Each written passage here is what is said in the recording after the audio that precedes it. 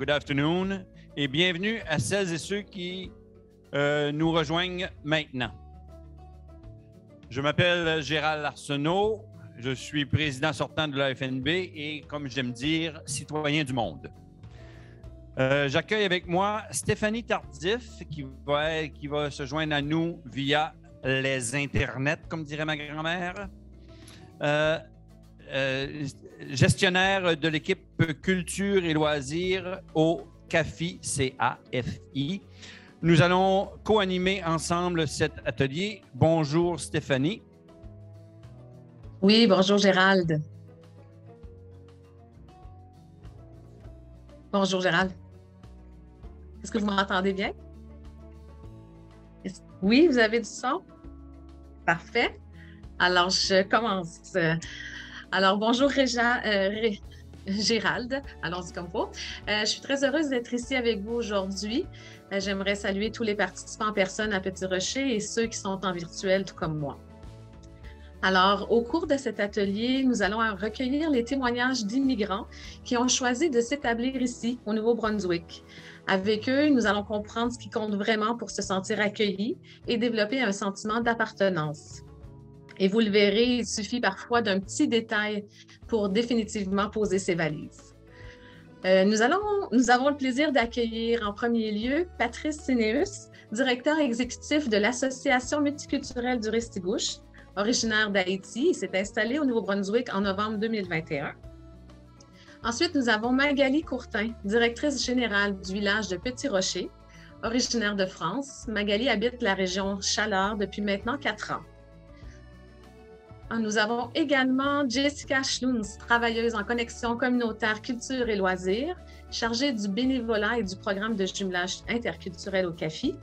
Jessica vient de la Belgique et du Luxembourg. Elle s'est installée à Dieppe en 2020. Et pour terminer, nous avons Carmel Doiron, bénévole acadienne, engagée au sein du programme de jumelage interculturel proposé par le CAFI. Voilà. Merci à vous tous d'avoir accepté de témoigner aujourd'hui. Merci, merci, merci. Alors, Magali, vous êtes donc arrivée dans la région Chaleur il y a 4 ans. Quels ont été les déclencheurs de votre intégration? Comment la communauté vous a-t-elle aidé? Magali, tu nous donnes un petit 5-7 secondes et ensuite tu commences. Bonjour à tous, puis merci tout d'abord pour l'invitation. Pour ma part, je dirais ce qui a aidé à notre intégration, c'est 2 choses principalement. La première, ce sont les services qui sont offerts aux immigrants, puis on a la chance de pouvoir compter sur tout un tas de services, puis en français, et c'est sûr que ça nous aide beaucoup. J'y reviendrai plus tard. Mais la deuxième chose que je veux mettre en avant surtout, c'est l'accueil de la communauté et combien cette communauté, elle peut faire toute la différence dans le parcours d'immigration d'une personne. Si on remonte à quelques années en arrière, puis d'ailleurs je rebondis sur ce que Kim m'a dit ce matin parce que c'était grâce à elle, puis à sa présence sur un salon Destination Canada à Paris qu'on a découvert le Nouveau-Brunswick. Puis on a fait un voyage exploratoire en 2016 pour découvrir la province. Puis je peux vous dire que c'est grâce à la communauté qu'on est venu s'installer ici, qu'on a fait ce choix-là dans la région Chaleur. On a rencontré des personnes accueillantes qui sont venues nous parler, s'intéresser à notre parcours et puis nous ont posé beaucoup de questions. Puis ça a été comme un coup de cœur. On se projetait totalement, on se sentait déjà comme chez nous. Puis l'association multiculturelle aussi a fait un beau travail, il faut le souligner. On a de la chance d'avoir une belle association qui travaille fort pour aider les arrivants à s'installer.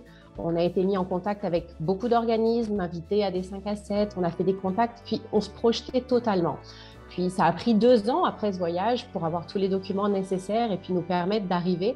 Mais je peux vous dire que les gestes de solidarité, ils ont continué. Et puis au final, c'est eux qui ont fait une réelle différence dans notre intégration. Puis on se sent accueillis à bras ouverts. Puis je pourrais vous en citer beaucoup, mais je voulais commencer par le premier et puis citer celui-ci. Quand on était en France, en 2018, on avait le projet d'arriver au mois de juin. Puis, vous en avez parlé un petit peu tout à l'heure, le logement est un vrai problème. Puis, on ne trouvait pas de logement à la location. On arrivait en pleine saison estivale, c'était peut-être pas le meilleur moment pour ce marché locatif.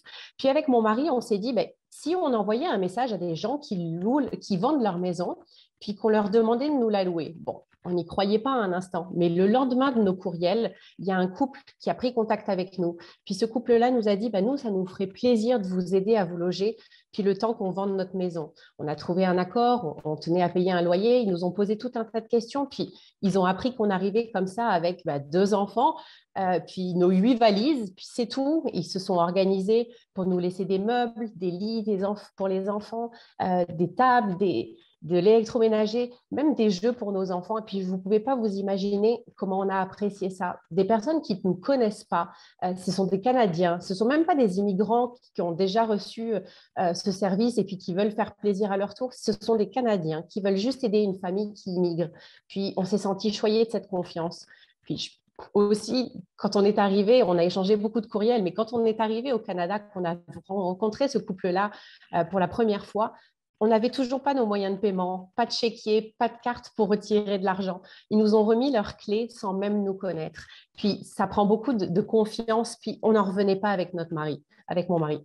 Puis, il y a eu d'autres gestes de la communauté comme ça par la suite. Je me souviens d'une maman qui, au détour d'une conversation, apprenait qu'on venait juste d'arriver. Puis, elle fêtait l'anniversaire de sa fille, puis a invité ma fille à sa fête d'anniversaire. Puis, ce n'était pas grand-chose pour cette maman, mais mettez-vous juste à ma place et à celle de ma fille. Je vous laisse imaginer comment ça nous a fait chaud au cœur. Puis, l'association multiculturelle aussi offre une grande aide. Elle nous a accompagnés dans nos démarches. Elle offre des formations. On peut faire des activités de réseautage. Elle a même organisé des camps pour que nos enfants rencontrent d'autres enfants. Puis, ça nous a beaucoup aidés au niveau de l'emploi aussi. L'association avait un partenariat en 2018 avec Travail Nouveau-Brunswick. Puis, ils avaient un programme qui était de placement en milieu de travail qui avait pour objectif d'aider les arrivants à obtenir leur première expérience de travail. Ce sont 6 semaines qui étaient prises en charge. Puis, quand moi, j'ai appliqué au village de Petit Rocher, ils cherchaient une adjointe administrative. Puis, en entrevue, puis je leur ai parlé de ce système. Puis, je leur ai dit, vous n'avez pas à me payer pendant 6 semaines. Ça vous permet, en fait, de me tester. Puis 2 ans plus tard, je prenais un poste de directrice adjointe au sein de cette municipalité. Et puis en janvier de l'année dernière, j'ai été nommée directrice générale. Comme quoi, les évolutions professionnelles, elles peuvent être rapides, mais ça prend de l'ouverture d'esprit de la part des employeurs. Puis, OK, j'ai des collègues en or qui m'aident à mon intégration, qui m'aident dans ma vie de tous les jours. Puis souvent, on dit qu'il faut qu'ils fassent preuve de beaucoup de bienveillance parce qu'on parle la même langue, OK, ça peut nous jouer des tours parce que réellement, même si on parle la même langue, et je vous assure que dans la vie de tous les jours, les différences de sens sur un même mot, ça nous joue des tours et puis ça prend beaucoup de bienveillance et d'écoute. Je peux reparler des services dont on a bénéficié avec mon mari, le programme de la ruche avec les formations. Ça nous a appris les normes d'emploi, les systèmes de taxes, comment se lancer en affaires. Tous ces services-là qui sont offerts sont vraiment importants. Mais vraiment, pour terminer, ce que je veux mettre comme message, c'est combien les gestes de chacun, ils peuvent compter et comment la mobilisation d'une communauté tout entière, elle peut faire la différence. Ce n'est pas évident d'immigrer. On rencontre tous des hauts et des bas, et puis on se sent déraciné. On n'est plus vraiment dans notre pays de départ, mais on n'est pas encore dans notre pays d'arrivée. Puis, ce pays d'accueil, voilà, ça prend ça prend beaucoup, ce sont des petits gestes qui font pour beaucoup. Merci.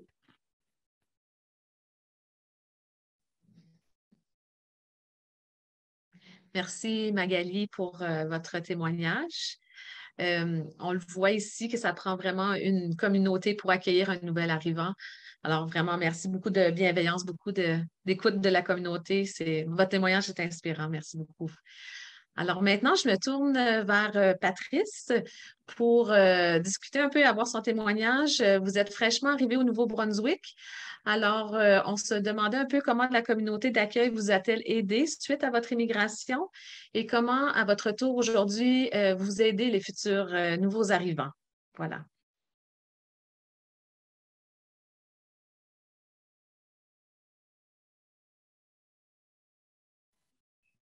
Oui, c'est bon. Je me présente, Patrice Valentin Siné, je suis directeur général de l'association multiculturelle de Restigouche. En fait, moi, je vois toutes les ressources qu'il y a pour augmenter l'attractivité du Nouveau-Brunswick, mais aucune de ces ressources n'est allée me chercher. Je suis venu de mon propre gré. Alors, j'ai étudié au Québec, à l'Université du Québec à Rimouski, et je savais que je voulais déménager au Canada Atlantique. Alors, j'ai fait le tour du Nouveau-Brunswick, de la Nouvelle-Écosse et de l'île du Prince-Édouard. Et finalement, j'ai décidé de m'installer à Campbellton. Alors, quand je suis arrivé à Campbellton, j'ai trouvé une communauté quand même très accueillante. Et les gens sont curieux de savoir pourquoi le Nouveau-Brunswick, je viens d'où, c'est quoi ma culture et tout. J'ai été très, très bien accueilli, mais j'ai aussi fait un travail de recherche avant de m'installer. Alors, comme j'ai dit, j'ai parcouru, j'ai passé quelques temps à Campbellton, à Moncton, à Fredericton, et pour voir où est-ce que ça va être ma prochaine demeure. Alors, une fois installé à Campbellton, j'ai été accompagné par Travail NB. J'ai donné mon CV, j'ai parlé aux gens, je suis allé directement vers les employeurs. Je n'ai pas seulement envoyé des CV, je suis allé à la rencontre de ces gens. J'ai dit, ben voilà, voilà mes compétences et tout. Je parle français très, très bien. J'ai parlé français toute ma vie et je parle un peu anglais. Les gens m'ont vraiment bien accueilli. Et finalement, c'est l'association qui a décidé de m'engager. Et c'est plus une question d'ouverture d'esprit. Donc, j'étais déjà ouvert à ça. Je n'ai pas peur du changement. J'ai passé du côté du Québec pour arriver au Nouveau-Brunswick avec l'esprit ouvert, avec la volonté d'apprendre et la volonté d'aller vers les gens. Alors, ce projet d'immigration d'Haïti au Canada, et aussi, je dois souligner que grâce à la première présentation sur la recherche qui a été faite, je comprends maintenant pourquoi je n'ai pas entendu parler du Nouveau-Brunswick depuis Haïti, parce qu'il n'y avait pas un projet d'immigration du Nouveau-Brunswick à l'international dans les années avant. C'était le Québec. Alors, quand je suis venu, j'ai dit, ben, le Canada, ce n'est pas seulement le Québec, c'est le Nouveau-Brunswick, c'est toutes les autres provinces et j'ai décidé de m'installer au Nouveau-Brunswick. Et jusqu'à présent, ça va très, très bien et je suis là quand même pour 3 décennies. Excellent. Merci beaucoup, Patrice, pour votre témoignage. Maintenant, je me tourne vers Jessica.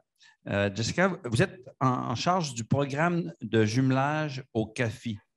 Vous êtes arrivée en juillet 2020 au Nouveau-Brunswick.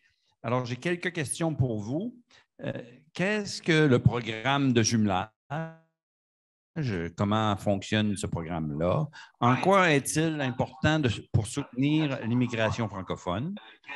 Quels sont les impacts de ce programme-là? Puis j'aimerais que vous nous racontiez.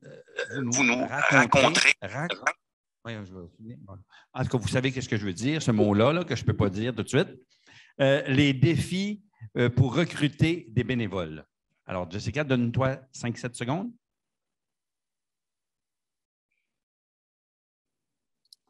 Oui, donc vous m'entendez? Oui, super. Donc voilà, le programme de jumelage communautaire est un programme qui vise à réunir la communauté nouvellement arrivante avec la communauté d'accueil. Sous communauté d'accueil, je veux dire, ça peut être la communauté canadienne ou même les nouveaux arrivants, mais qui sont installés depuis au moins 3 ans dans la région. Et puis ce programme donc, vise vraiment les nouveaux arrivants au début, donc c'est vraiment sur la base du volontariat, ce n'est pas obligatoire pour tous les nouveaux arrivants, c'est seulement s'ils en ont besoin. On les met en relation avec une famille bénévole, donc canadienne, comme je disais, pour un jumelage. On va les appeler des jumeaux. Et puis, ça va durer à peu près 3 mois. Lorsqu'on a trouvé une famille pour pouvoir jumeler avec les clients, avec les nouveaux arrivants. Et puis, on va se baser sur des fiches de profil que les bénévoles auront remplies, ainsi que les nouveaux arrivants. Et puis, c'est là-dessus, c'est sur des critères communs. On appelle ça des matchs. Et puis, c'est souvent un peu au feeling aussi, parce que je rencontre les bénévoles, je rencontre les clients et les nouveaux arrivants. Et puis, c'est là où je me dis, des fois, quand je rencontre les nouveaux arrivants, je me dis, je crois que je sais déjà avec qui je vais jumeler. Et puis c'est ça. Donc, ça dure 3 mois. C'est un programme pour le moment qui est réservé seulement pour les résidents permanents. Puisque nos fonds viennent de la part d'IRCC.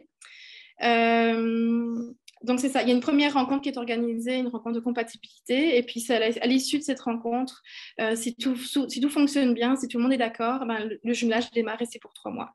Et puis, durant ces 3 mois-là, donc moi, je m'assure de faire des suivis, de vérifier que les familles se rencontrent, qu'elles font des choses. Et puis, j'organise aussi une activité pour tous les jumeaux. Donc, tous ceux qui sont jumelés à la date de l'activité, tout le monde est invité, autant les bénévoles que les nouveaux arrivants, pour se rencontrer. Et puis, voilà. Les défis, ben, évidemment, c'est d'aller toucher, d'aller chercher les Canadiens, beaucoup. Souvent, les nouveaux arrivants qui sont là depuis un certain temps, eux savent très bien par quoi les gens passent, donc ils comprennent tout de suite un peu les enjeux. La communauté canadienne est quand même très volontaire, si ce n'est que des fois, ils ne savent pas trop comment faire, où s'adresser, ils ne savent pas trop dans quoi ils mettent les pieds. Je dirais que c'est principalement de l'information qu'ils font donner. Il faut aller vraiment vers les gens et puis leur expliquer comment ça fonctionne. Et voilà, c'est un peu ça. Au niveau de l'impact qu'a le jumelage, ben évidemment, il est très grand. Comme disait Magali, voilà, c'est des petites choses qui font qu'effectivement, c'est un grand impact, surtout sur le long terme pour les immigrants. Déjà, de un, ça brise les barrières qu'il peut y avoir dès l'arrivée. Le choc culturel, enfin voilà, une nouvelle région, c'est quand même beaucoup de choses qu'il faut remettre en place, qu'il faut revenir dans une routine, etc. Il y a beaucoup de questionnements aussi qui arrivent au début. Quand on est nouvel arrivant, on ne sait pas trop à qui s'adresser, puis on se dit, oh, c'est des questions un peu stupides, on va réussir à s'arranger tout seul. Évidemment, les familles qui sont disponibles, les jumeaux, les bénévoles sont là évidemment pour aider aussi pour ces choses-là, pour répondre aux questions. Donc vraiment, ça rassure. Ça favorise aussi l'intégration, puisque souvent, ces familles canadiennes vont intégrer les nouveaux arrivants dans la communauté, vont leur présenter des gens, ça active aussi le réseautage, qui est très important. Ça brise l'isolement, ce n'est pas non plus anodin, surtout maintenant en période pandémique, j'en connais quelque chose. Et puis surtout, ça favorise pour moi un meilleur enracinement, puisque si dès le début on se sent accepté par la communauté, on a plus, je pense, tendance à vouloir rester parce qu'on s'y sent bien. Et de l'autre côté, l'impact, il ne faut pas non plus négliger l'impact que ça a sur les familles des bénévoles, des Canadiens, puisque eux aussi, c'est vraiment très riche, c'est un partage, c'est pas seulement dans un sens, c'est vraiment dans les deux, c'est très important. Donc voilà, c'est ça. C'est vraiment quelque chose l'impact qui se mesure de manière positive sur du long terme. Voilà. Donc voilà, je pense que j'ai rempli tous les points. Alors, merci. Jessica, j'avais une petite question que je te retournerai la parole. Supposons qu'il y a des gens qui nous écoutent tout de suite, des Canadiens, des personnes résidents permanents qui aimeraient devenir bénévoles. Comment faire pour devenir bénévole et être jumelé à une famille de nouveaux arrivants? Quelles sont les étapes? Est-ce que tu pourrais nous éclairer? Encore une fois, je te demande de faire un petit 5-7 secondes avant de commencer.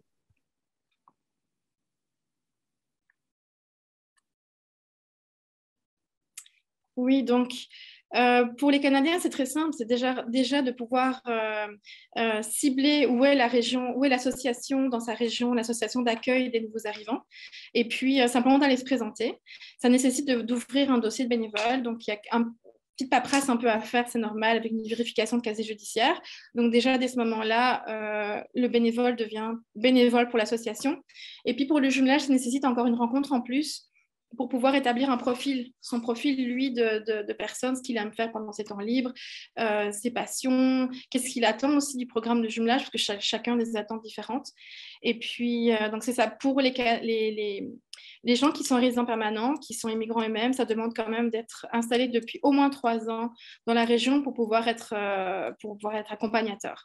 Donc c'est ça, c'est toujours la même démarche, il y a un dossier à faire, des papiers à remplir, une vérification de casier judiciaire, et puis une rencontre évidemment avec le ou la responsable du bénévolat de l'association.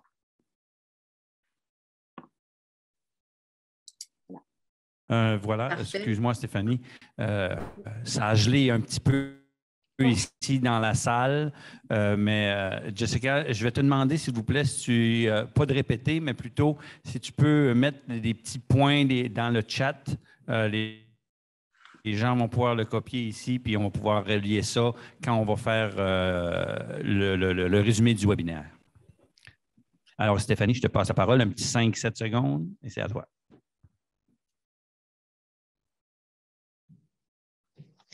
Parfait. Merci beaucoup, Jessica. Alors, on voit bien que le jumelage est un point essentiel dans l'intégration des nouveaux arrivants. Nous pouvons compter sur l'implication des bénévoles extraordinaires pour que le dispositif fonctionne. Parmi eux, Carmel, ça va?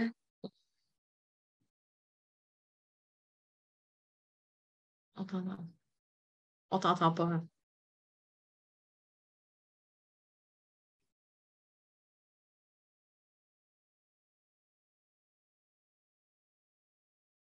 On avait un petit problème avec la technique. Alors,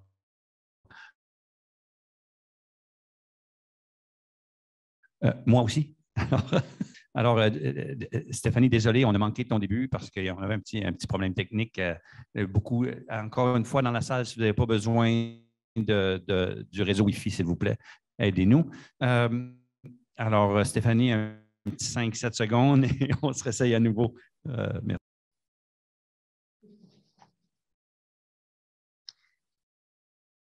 Ça marche? Est-ce que vous m'entendez bien? Parfait. Alors, je remerciais tout simplement Jessica pour son témoignage et l'explication du programme de jumelage. On sait que c'est un programme important pour faciliter l'intégration des nouveaux arrivants. Pour faire ce programme de jumelage-là, on doit avoir l'implication de bénévoles pour vraiment mettre en place tout ce fonctionnement. Et parmi ces bénévoles, il y a Carmel Doiron qui accompagne depuis plusieurs années des nouveaux arrivants dans la région du Sud-Est. Elle participe au programme de jumelage avec son mari. Alors, bonjour Carmel. J'ai quelques petites questions pour toi. Alors, pouvez-vous nous expliquer ce que vous faites concrètement dans le cadre du programme de jumelage et pourquoi avoir décidé d'accompagner des nouveaux arrivants? Puis aussi, on aimerait entendre parler un peu des impacts du jumelage sur votre famille et vous-même. Bonjour Stéphanie. Bon, tout d'abord, c'est la rencontre. Ça commence, on les rencontre. D'un commun accord, on décide de poursuivre. Alors, après, moi, je les amène chez nous. On commence toujours avec un repas autour d'un bon fricot. Pour le Nord, c'est un bouillon au poulet. Alors là, on dirait qu'on apprend à se détendre avec la nourriture, on jase plus et tout ça. Là, dépendant des goûts des familles, dépendant de l'âge des enfants aussi, on décide de faire quelques activités. Moi, j'aime bien leur faire découvrir notre chez nous. J'aime bien les amener à la cabane à sucre quand c'est le temps, les amener à la parade de Noël quand c'est le temps. J'ai même eu à un moment donné une famille congolaise que j'avais amenée à la parade de Noël et puis quand je les ai vus après, je les ai vus souvent, mais au mois de juillet, je me rappelle qu'il y a une madame qui m'a dit « Je commence à dégeler ». Alors, c'est par des petites expériences comme ça qu'on apprend à se connaître, puis on fait beaucoup d'activités. Ils aiment beaucoup découvrir notre culture, puis nous, ça nous permet de découvrir la leur aussi. Et puis, l'impact que ça fait sur nous, sur notre famille, ça fait une ouverture d'esprit. On a appris à accepter beaucoup plus de choses aussi, je trouve. C'est intéressant de découvrir leur culture. C'est vraiment plaisant de voir aussi l'enthousiasme qu'ils mettent quand ils découvrent notre culture à nous. La première parade de Noël, la première marche dans la forêt l'automne, quand les feuilles craquent, ça les... Vraiment, ça les marque, ça les excite, ces choses-là. Alors, c'est ça, c'est un peu tout ça. C'est une agréable expérience. Et si je vous demandais pourquoi avoir décidé de commencer à faire du jumelage, qu'est-ce qui vous a amené à faire ça? Bien, après quelques années passées en Afrique, on a réalisé comment est-ce que c'est important d'être accompagné. Je me rappelle la première fois qu'on a été au Burkina Faso, on a débarqué de l'avion, mon mari et moi, on était mon mari et moi de blanc. Alors, on ne connaissait pas personne. On avait un nom. Quand on a rencontré ce monsieur-là, c'était comme si c'était « wow, le bon Dieu ». On avait besoin de s'inscrire à quelqu'un parce que c'était un pays totalement différent, totalement nouveau pour nous. Alors, j'imagine ces gens-là qui débarquent de l'avion. Premièrement, plusieurs de ces personnes n'ont jamais pris l'avion. Ça commence juste là. Tu descends de l'avion, l'air est différent de chez eux. Les couleurs sont différentes de chez eux. Tout est différent. Ils ont besoin d'être accompagnés. Juste pour traverser, toutes les couleurs sont différentes même. Ils ont besoin d'être accompagnés. C'est un plaisir de le faire, ça. Alors, c'est un peu pour cette raison-là qu'on le fait, parce qu'on a connu, on a senti ce que c'était débarquer dans un pays seul.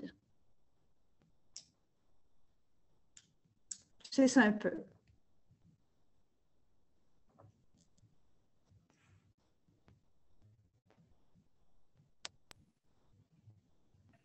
Merci. J'attendais les gens applaudissent. Carmel, les petits cœurs qui volent au coin de l'écran. Alors, merci, merci, merci. Maintenant, excusez, un petit chat dans la gorge. Question à Jessica, Magali et Patrice dans cet ordre. Donc, je vais commencer avec Jessica, Magali et ensuite Patrice. Mais la même question. Quel conseil donneriez-vous aux immigrants francophones qui viennent d'arriver et qui nous écoutent pour réussir leur intégration? On commence avec Jessica. Oui. Déjà, le premier conseil, c'est directement dès l'arrivée de se diriger vers le centre d'accueil de sa région. Je pense que c'est vraiment primordial.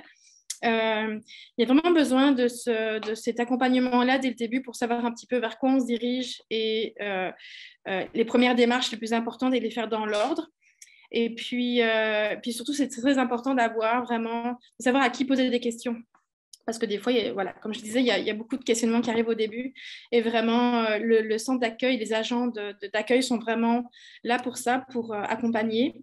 Et puis, je dirais, moi, en tant qu'immigrante, moi-même, je dirais qu'il faut beaucoup d'humilité et beaucoup de flexibilité. On ne sait pas vers quoi on va. Donc, il faut vraiment être prêt à accepter les situations comme elles arrivent et à trouver toujours le côté positif et à rebondir et puis à aller de l'avant. Et puis, je dirais de l'humilité simplement parce qu'on démarre à zéro complètement. Dans tout. Donc, au niveau de nos amis, au niveau de l'emploi, au niveau de tout. Donc, c'est ça. Je pense que vraiment, le grand secret, c'est ça, de ne pas trop avoir, dès l'arrivée, des exigences trop élevées. Sinon, les frustrations sont trop importantes et puis l'équilibre va être perturbé. Et puis, d'un autre côté aussi, je conseillerais aux gens de faire du bénévolat au début, surtout quand ils arrivent et qu'ils ont du temps.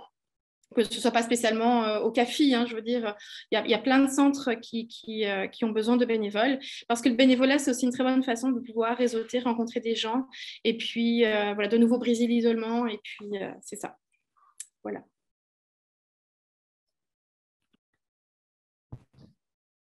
Je rebondis totalement sur ce que dit oui. Jessica. Excuse-moi, Magali, encore un petit 5-7 secondes, et vas-y.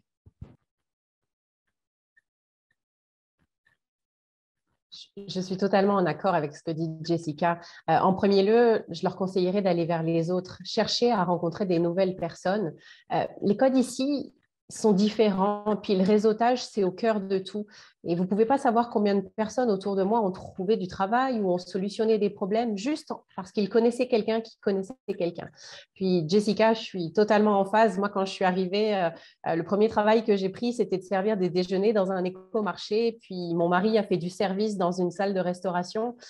Donc oui, il faut accepter de repartir à zéro. Puis c'est facile à dire, c'est moins facile de le faire quand on est ici. Ça prend beaucoup de courage et de détermination. Puis l'autre chose aussi, à contrario, de ne pas hésiter à aller vers des domaines qui vous intéressent. Puis je dirais, voyez grand. Mon mari était intéressé par un directeur de golf. Il n'avait pas spécialement au départ les qualifications de connaissances ou de choses, mais comme il a dirigé ce golf-là pendant 3 ans et ça s'est très bien passé, il ne faut pas hésiter. Puis sur le plan perso, je rejoins, il faut chercher à faire des rencontres, de s'inscrire à des activités. On a fait du bénévolat, mon mari et moi. Puis ça nous a permis de rencontrer du monde et aussi de redonner un peu à la communauté ce qu'elle nous a fait, ce qu'elle a fait pour nous. Puis une fois que vous êtes installés, pensez aux immigrants qui sont en train d'arriver. Rendez-la pareil. Nous, on a aidé quelques immigrants à leur arrivée. Puis j'espère qu'ils feront la même chose avec les prochains. C'est une roue qu'il faut faire tourner. Excellent. Patrice? Oui. Qu'est-ce que je dirais à un immigrant francophone qui voudrait immigrer? Je dirais d'abord de venir au Restigouche. C'est ça. Le Restigouche, c'est beau, c'est là que j'ai choisi, mais ça peut être n'importe où au Nouveau-Brunswick, mais personnellement, je conseillerais de venir au Restigouche. Ensuite, pour ma part, je pense qu'il faut deux groupes d'attitudes pour immigrer. D'abord, avoir l'esprit ouvert. Dire que moi, j'ai été en Haïti, j'ai immigré au Canada, d'abord comme étudiant international. Même là encore, ça prend beaucoup de courage et d'ouverture d'esprit parce que c'est une autre culture, c'est un autre climat. Ici, il y a 4 saisons bien distinctes, mais en Haïti, c'est l'été toute l'année. Donc, ça prend quand même une ouverture d'esprit et aussi une capacité d'adaptation.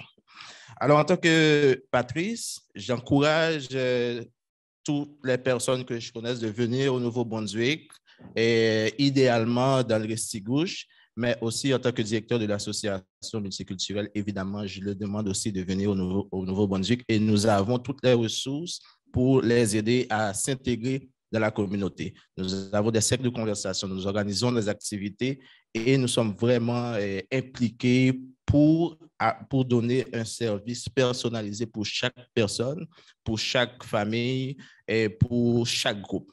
Ce que j'ai compris aussi en tant que directeur, c'est qu'en tant qu'immigrant aussi, quand on arrive dans une communauté, par besoin de sécurité, on veut s'associer à des gens qui viennent du même pays. Donc, ce que nous faisons à l'association, c'est au lieu d'inviter les gens dans des activités, nous allons dans leur communauté, nous participons dans leurs activités, par exemple des dates qui sont importantes. Hier, c'était la fête du drapeau haïtien. Malheureusement, il y a 8 ou 10 Haïtiens au Restigouche. L'idée, ce serait d'organiser quelque chose et aller vers ces gens-là pour les aider à s'intégrer avec les autres communautés. Les communautés philippines, la communauté maghrébine et tout. Donc, au lieu de les inviter, on va à leur rencontre. Ensuite, je dirais que dans la région, il y a le CCNB qui est quand même une institution académique qui offre beaucoup de programmes vraiment intéressants. Je dirais qu'il y a le multiculturalisme qui est en train de se développer dans la région. Et ça, c'est quand même très, très apprécié pour un immigrant. Et aussi, moi, je suis là personnellement pour aider toute personne qui voudrait venir au Nouveau-Brunswick, mais ce serait beaucoup mieux si c'est à Restigouche, à Campbellton ou les autres régions avoisinantes. Merci Patrice. Pour être originaire de Kedgewick, je comprends très bien le point d'attirer les gens au Restigouche. Je comprends très, très, très, très bien cette force-là, intrinsèque. Alors, Stéphanie, un petit 5-7 secondes et la parole est à toi.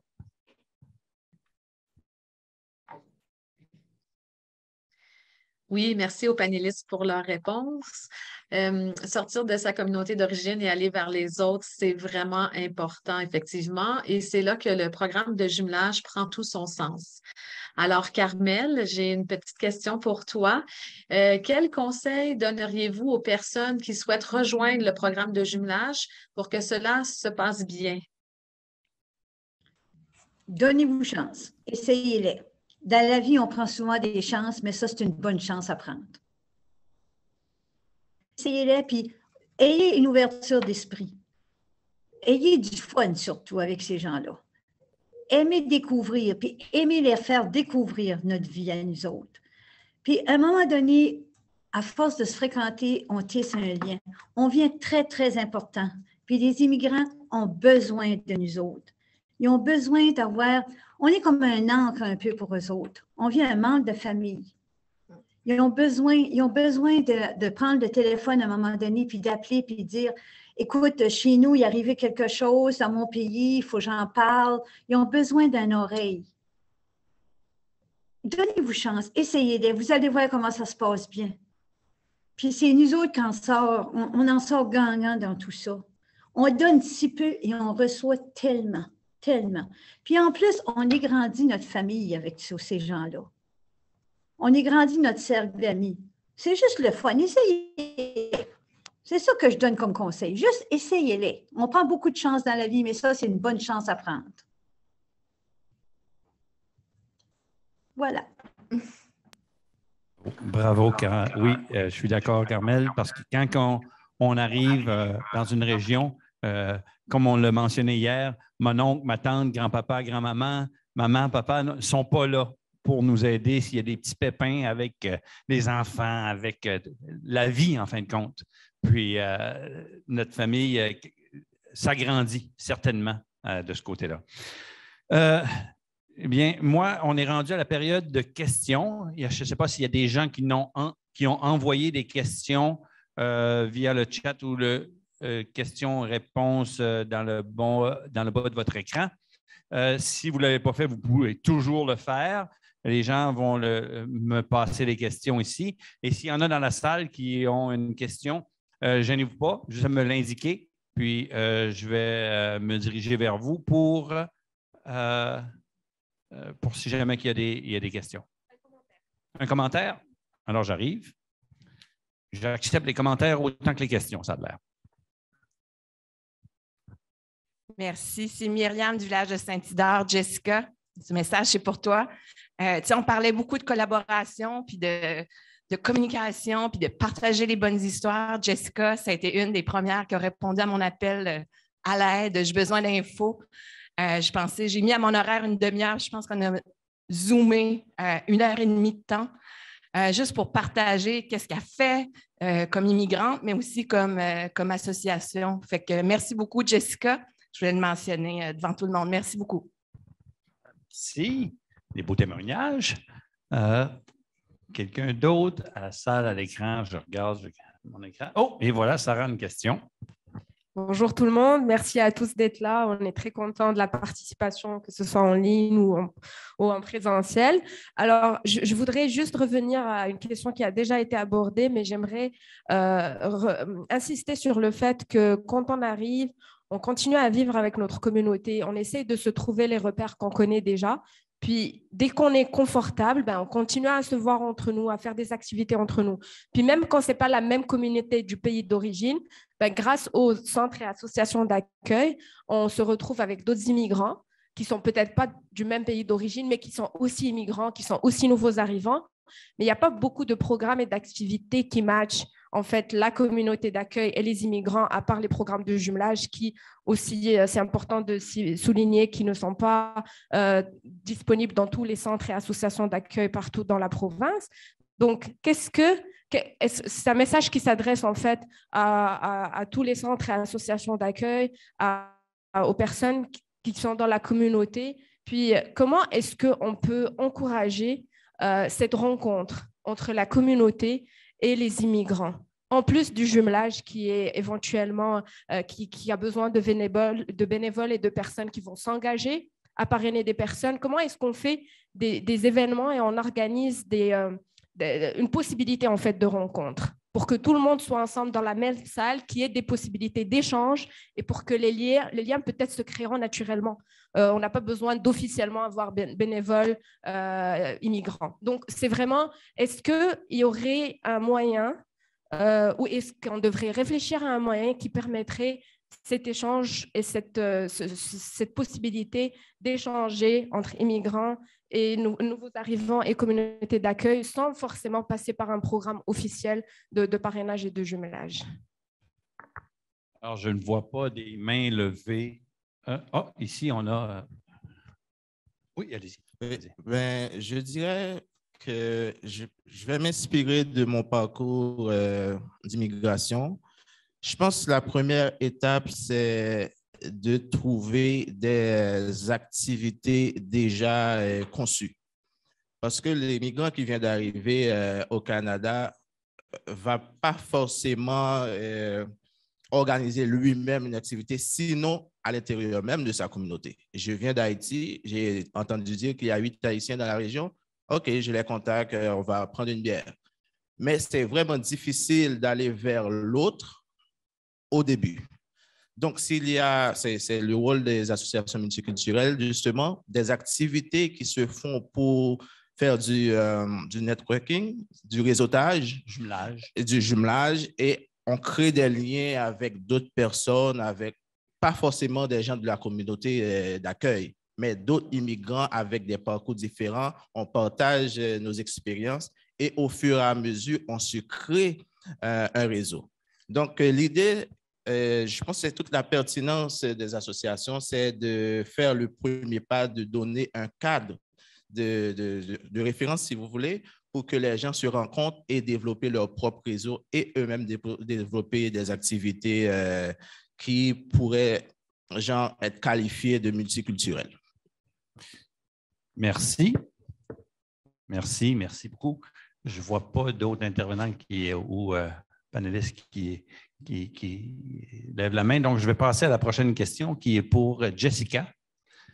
Alors, Jessica, est-ce que 3 mois est suffisant pour avoir un jumelage qui a du succès? Alors, donne-toi un 5-7 secondes avant de répondre. Oui, donc j'avais répondu dans le chat tout de suite. Oui et non. Là où la question est intéressante, c'est que justement, ça met en évidence que le jumelage ne va pas durer 3 mois, il va durer bien longtemps, plus longtemps que ça. Et c'est là où justement, c'est toute la magie du jumelage. C'est que 3 mois, c'est simplement le démarrage. C'est le démarrage pour voir si tout se passe bien, si le feeling passe bien, etc. Évidemment, le choc culturel peut toujours être là un petit peu au coin de la rue, donc il faut y faire attention, il faut être présent, que ce soit pour les nouveaux arrivants ou les bénévoles. Mais je dirais que 3 mois pour le moment, c'est une bonne durée dans la mesure où on n'a pas non plus, j'ai pas un carnet de bénévoles non plus sans limite, ce qui me permettrait vraiment de faire durer ça beaucoup plus longtemps. Et c'est important de donner ce service malgré tout au plus de clients possible. Donc, je pense que 3 mois pour le moment, c'est déjà pas mal.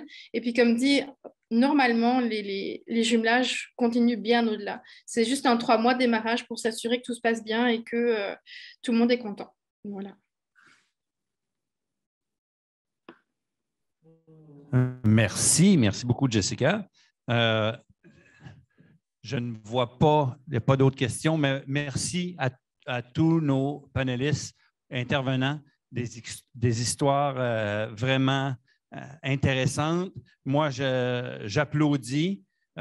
J'espère qu'on va avoir d'autres bénévoles, d'autres familles pour avoir des jumelages parce que Carmel, excuse-moi, a l'air à avoir grandi et sa famille aussi certainement a grandi suite à tous ces jumelages-là. Merci beaucoup à tous les intervenants.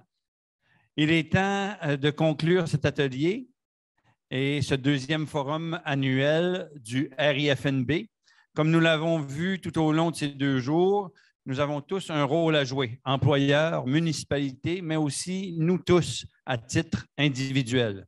Guillaume Deschênes-Thériault, vous avez été présent avec nous durant toute la durée de ce forum. Je rappelle que vous êtes doctorant en sciences politiques à l'Université d'Ottawa. Quelle bonne pratique à tous les niveaux retenez-vous de ce 2e forum, Guillaume? Mais au niveau il y en a plusieurs, parce que je crois que dans la dernière journée, on a eu des discussions très riches, des partages inspirants, et j'ai la difficile tâche de tenter de faire un travail de synthèse de toutes ces discussions, de tous ces ateliers qu'on a eus dans les 2 derniers jours. On était sous le thème « Agir ensemble pour la francophonie », et je pense qu'est-ce qu'on peut retenir, c'est pour agir ensemble pour notre francophonie au Nouveau-Brunswick. L'immigration est clé dans l'avenir de la francophonie de l'Acadie du Nouveau-Brunswick sur plusieurs plans, à la fois pour qu'est-ce qui est de la démographie, donc au niveau de la croissance de notre population francophone à moyen et long terme, au niveau de notre développement économique dans un contexte de pénurie de main-d'œuvre, on ne peut pas faire sans l'immigration.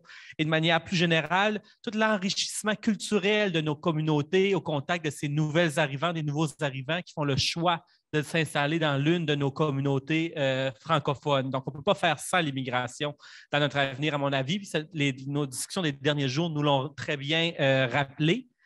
Lors du premier atelier, on a fait un retour historique et on voit comment en 20 ans, on a avancé Parce que, comme on l'a mentionné hier, il y a 20 ans, au Nouveau-Brunswick, pas seulement le dossier de l'immigration francophone, mais de l'immigration en général était encore embryonnaire, très peu de structures d'accueil, peu de stratégies pour le recrutement. Donc, on a quand même fait beaucoup de chemin en 20 ans, mais les données, notamment les projections démographiques, nous rappellent qu'il va falloir aussi redoubler d'efforts dans les 10-15 prochaines années.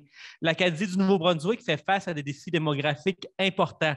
Ça, il ne faut pas se le cacher, mais il y a des solutions. Puis on l'a vu hier, au niveau de toutes ces tendances-là, pourraient être inversées avec un accroissement de l'immigration. Donc, il faut réfléchir à comment est-ce qu'on peut mieux recruter, mieux faire connaître le Nouveau-Brunswick comme une destination d'accueil, mais pas seulement mettre des efforts dans le recrutement, mais aussi dans l'accueil et la rétention. Et à cet effet-là, les autres ateliers qu'on a eus ont été riches en ces pratiques-là, notamment tant à la fois du recrutement, dans l'accueil et en rétention.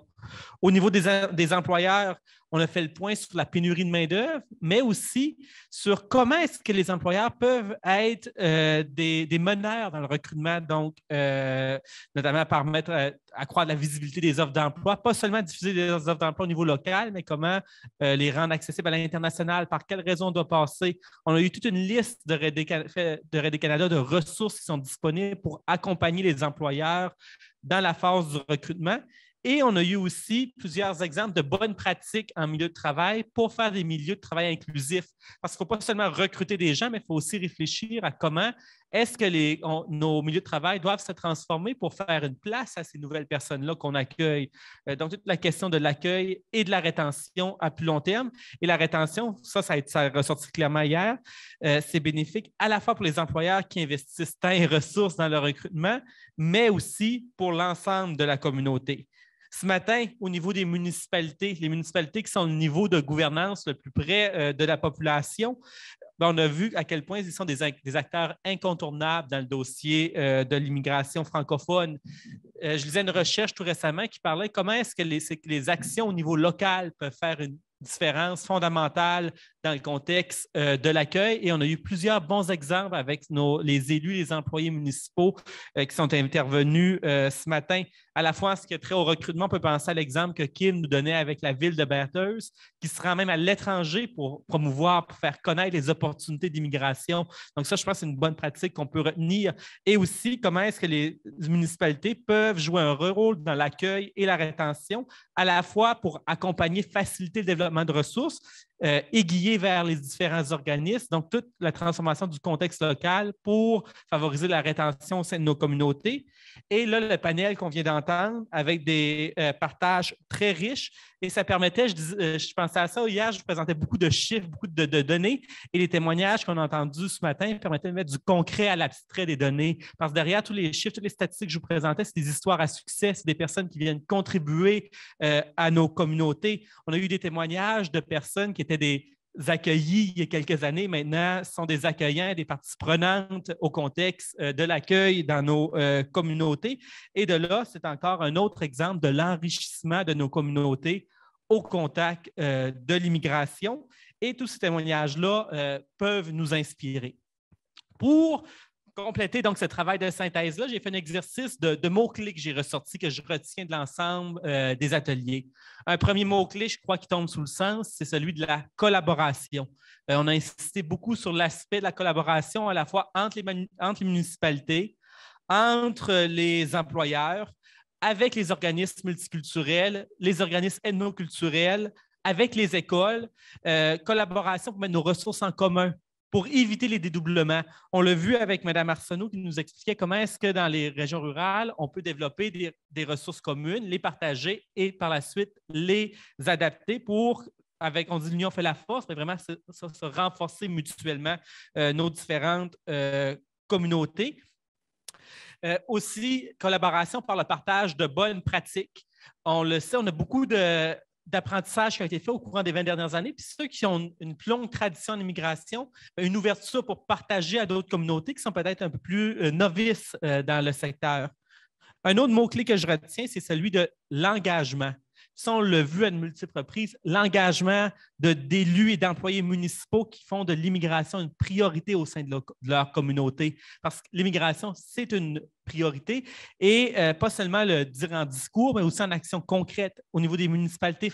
investir dans le dossier, travailler à la sensibilisation de la communauté, au développement de ressources, l'engagement des employeurs et l'engagement de la communauté dans son ensemble pour faire de l'immigration francophone un succès.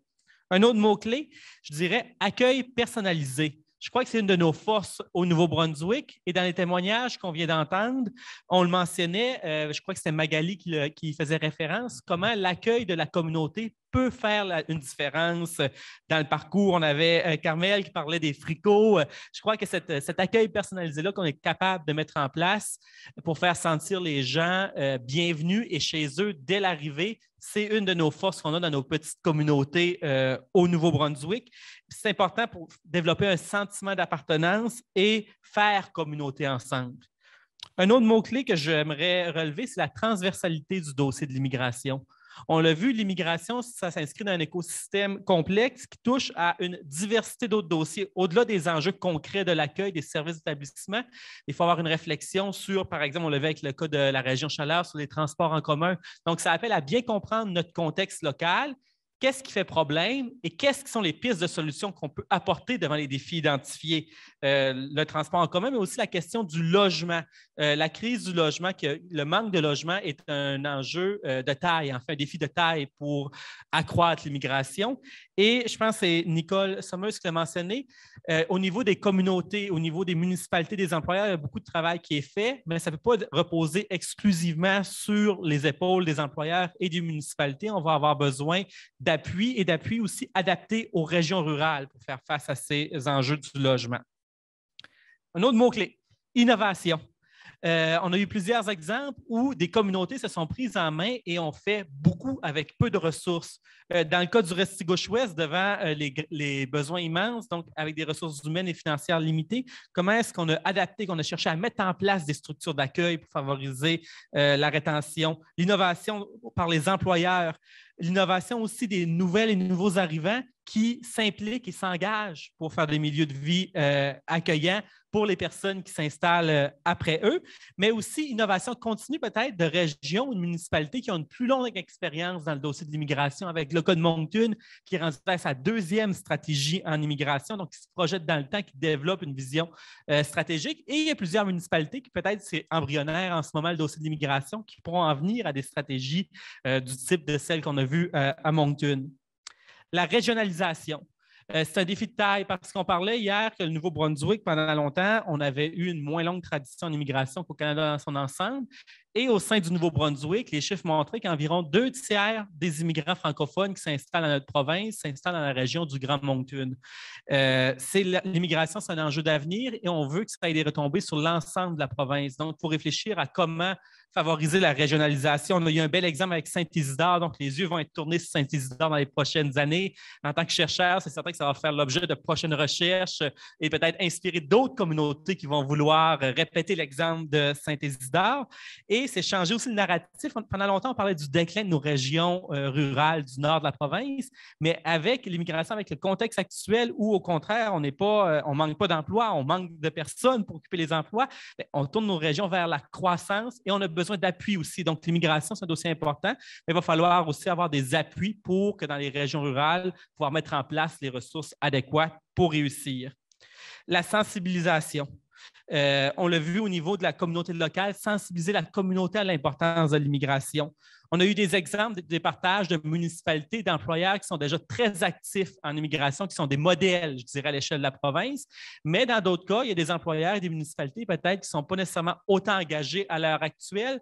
Donc, apprendre de ceux qu'on a, de ceux qui font déjà bien les choses et être un modèle soi-même, prêché par l'exemple. On l'a vu avec le cas de Moncton qui met en place des politiques favorisant l'équité, l'inclusion et la diversité pour mettre en place des milieux inclusifs. Donc ça, c'est primordial, donc aussi de prêcher par l'exemple et comprendre que l'immigration, c'est un investissement dans notre avenir, c'est un plus pour nos communautés. Donc ça, ce message-là, on ne peut pas le répéter plus souvent. Comment est-ce que c'est important pour l'avenir de nos communautés au niveau de l'immigration?